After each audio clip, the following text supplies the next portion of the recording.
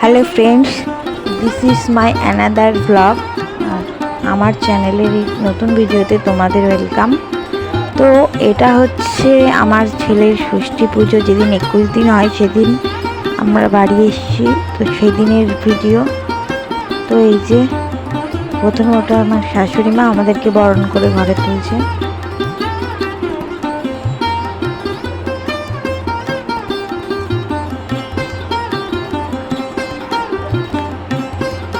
তো ভিডিওটা স্কিপ না করে তোমরা দেখতে থাকো।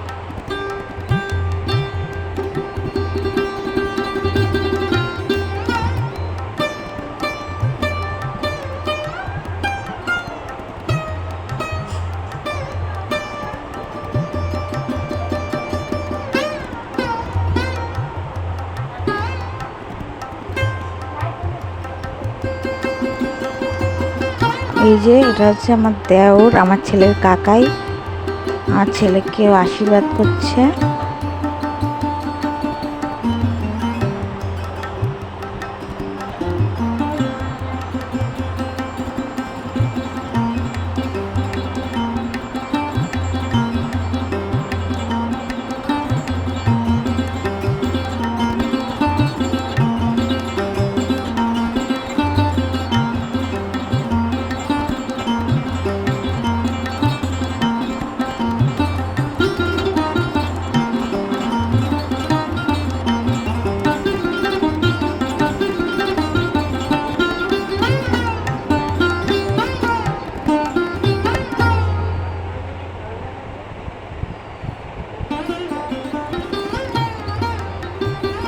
তো এই যে পরের এই ভিডিওটুকু আমি এর সাথে অ্যাড করে দিয়েছি।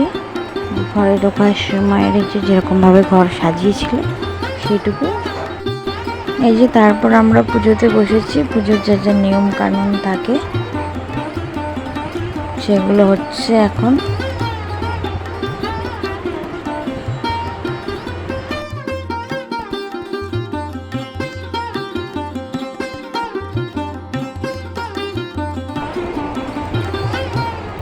তো পুজোতে কী কী নিয়ম কানুন আছে, কী কী করতে হবে, তো তোমরা ভিডিওটি স্কিপ না করে দেখতে থাকো।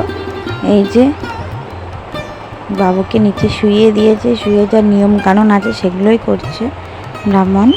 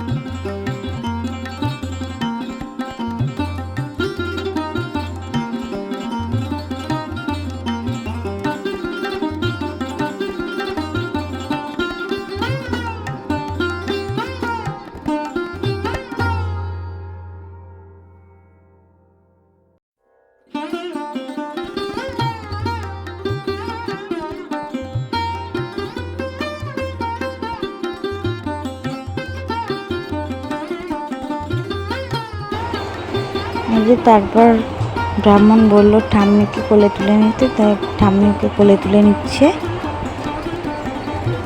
এখনও আমার অনেক ওখানে নিয়মকানুন বাকি আছে, সেজন্য আমি তো তুলতে পারবো না, যেন ঠাম্মিকে বললো তুলে নিতে। আর আমি বাদ বাকি সব নিয়মকানুনগুলো করছি। যে তারপর আমাকে বললো যে আমাদের ঘরের দরজার ওখানে বসে কিছু পুজো করার নিয়ম থাকে, সেগুলো করে নিতে। আমি সেগুলোই করছিলাম।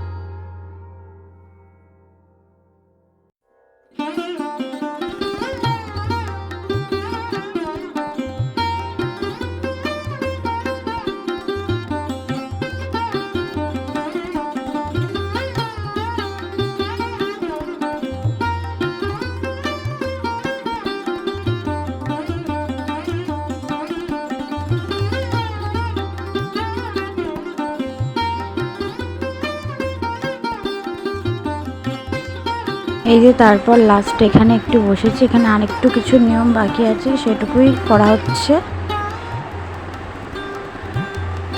তারপর লাস্টে পুজোর শেষে বলেছিল আমাদের সরা দেওয়ার নিয়ম আছে, সবাইকে একটা করে সরা দিয়ে দিতে, 21 জনকে 21টা সরা দিতে হবে মোট।